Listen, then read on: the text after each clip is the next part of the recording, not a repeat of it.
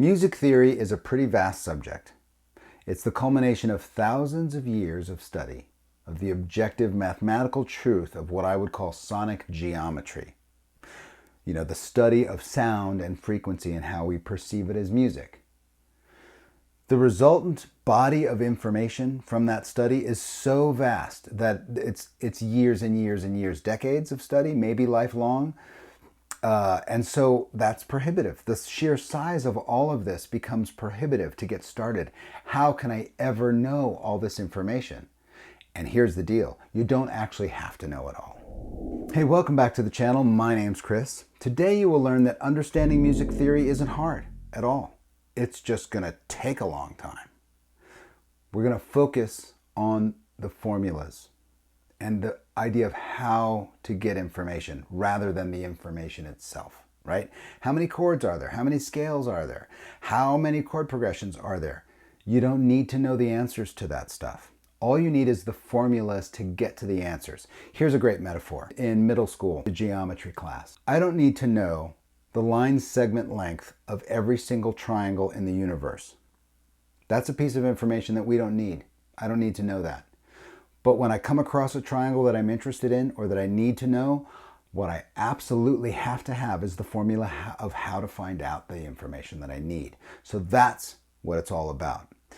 The ideas that we're going to go over today, and basically they're all formulaic: scales, scale formulas, chord formulas, and to a lesser extent harmonizing, how to harmonize things. Those ideas will get you the answer to any musical question that you have. Okay, so let's just dive right in. We're going to zoom in, we're going to talk about formulas, and I'll show you basically what scale formulas are and what chord formulas are, and then we'll talk about harmonization. We're going to cover these fundamentals and these formulas, but here's the knowledge circle, the sort of feedback loop that you want to put into place. Like I said at the top, you don't need to know all the information, right? And frankly, there's a ton of information that probably is not very useful to know, right? I'm talking about the resultant information. I'm not talking about the formulas. They are important. But here's the type of question you need to ask yourself. In my favorite song, the chord right before the bridge makes me want to cry. Why? Why is that? What's going on there? That's the type of question you want to ask. And using music theory and these fundamental formulas gets you that answer. And so when you ask questions about your musical preference, then these formulas serve you by giving you the information and allowing you to analyze and understand why music works the way it does. That's the type of knowledge cycle that you want to start making happen with these formulas. All right, let's zoom in and I'll show you what I'm talking about. Okay, there are a billion pieces of information to know that you might want to know, but there are only a few formulas that you need in order to get any of that information. I'm going to show you what those are. Okay, the first thing is scales.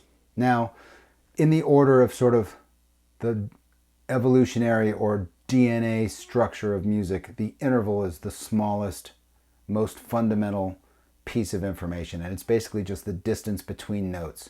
So if you think of the first fret up to the 12th fret, the distance between each one of these notes is an interval, and that interval has a very unique sound to it, and therefore a very unique personality, and that's an important thing. Those are like that's the DNA of music, right? However, scales represent sort of the core structure of sequencing that DNA information. In other words, you can have all the intervals you want, but until you put them together into something, it doesn't really mean much. So we're going to start with scales, and I'm going to present scales as the fundamental thing that you need to understand, because ultimately scales are a sequence of intervals that we put together to use as the core building block for musical expression, right? Scales are it. That's where it all comes from. Now, scales are simply a sequence of intervals, and those intervals are either a half step, that's the distance of one fret, a whole step, and the vast majority of scales are just those two intervals strung together in a unique structure. Some scales have the distance of a minor third, which is the distance of 3 frets. The vast majority of scales that we're going to talk about and that you're going to run into use those intervals, and most of them is just half steps and whole steps. So scale formulas are simply the distance and that sequence of intervals. So here's a major scale. A scale formula just tells us what the distances are. I'm going to put the numbers here, 1, 2, 3, 4, 5, 6, 7, root. 1 is the root, so root 2, 3, 4, 5, 6, 7. So here they are all strung out. Each one of these has a distance in between it, so there's a distance between each note. That structure is the scale formula, and that formula gives you the sound of the scale. That stringing together, that sequence of intervals has a unique sound. Here's a demonstration of that. Here's an A major scale. It's partly cloudy and 73 degrees. Everything seems fine. Here's A harmonic minor. Storm clouds are rolling in, and my dog was run over by a train. Fascinating, right? Just 7 notes, different sequence, different scale formula.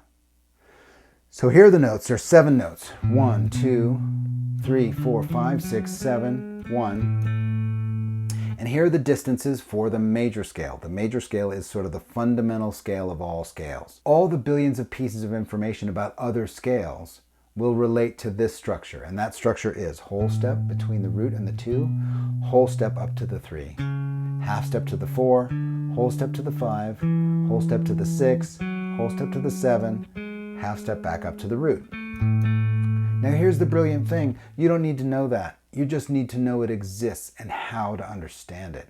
It's a formula. That sequence is different for the harmonic minor scale. Whole step to the 2, half step to the flat 3. That number has changed because we've reduced the pitch, right? That interval has shifted. Whole step to the 4, whole step to the 5, half step to the flat 6. That's changed names as well now because that interval has been reduced. Minor third up to the 7, and then a half step up to the root. That sequence of intervals sounds totally different, right? All we've done is changed the formula. And again, every scale has a different formula. I'm not going to tell you what they all are. What we're doing here is talking about how to understand the formula itself. I'm going to write out a bunch of formulas. I'm going to put them in a PDF and I'm going to link them down in the description below. But you can find that information anywhere, right? It's just understanding how the formula works. That's the important thing, okay? Okay, so scales. They're the bringer of all things. They are the fundamental piece of information, and here's why. When you harmonize a scale, and I'm just going to do it real quick so you can hear it.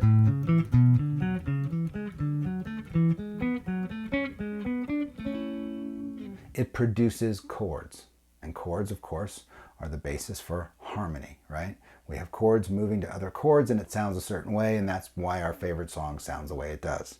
Harmonizing works like this. You play a sequence of 3 notes using every other note, and you start that function on every note of the scale. So here's the major scale, 1, 2, 3, 4, 5. Instead of playing every single note, I'm just going to play every other one. Root, 3, 5. I do that same mechanism from each note in the scale.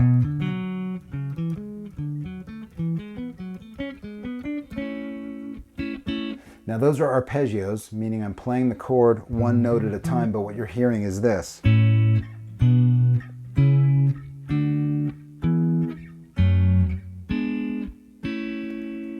When you harmonize a scale, you build those chords. So chords come from scales, right? So chords are the next thing we need to know. Let's start with this first chord that's built. I'm going to put it here because it's easier to see. Here's the scale. 1, 2, 3, 4, 5, 6, 7, 1, right? 1, 2, 3, 4, 5. Root, 3, 5. Chords are built using root, 3, 5. That's the formula. That's the sequence of notes, the sequence of intervals that we use to describe a chord. Here's a bunch of chord formulas. Major is root 3, 5. Minor is root flat 3, 5. We've moved that third, that note in the middle, down. We've reduced the pitch. We've lowered the pitch. It's flat. Diminished is root, flat 3, flat 5. We've reduced the pitch of that fifth note, so that's diminished.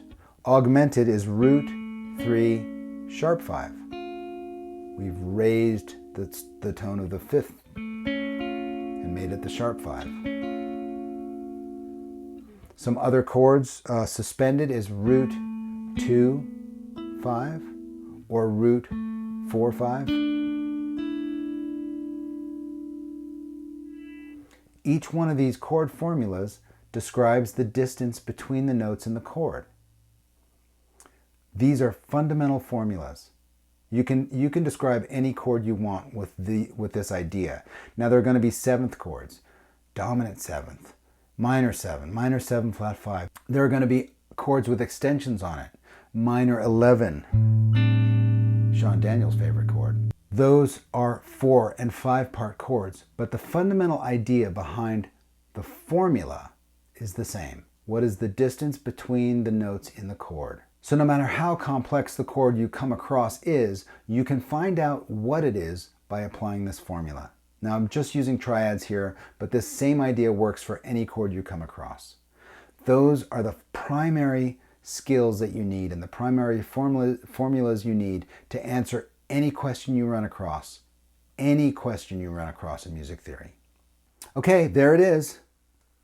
Music theory is not hard, it's just going to take a long time, depending on how much information you want, right? There's a giant, vast bucket of information.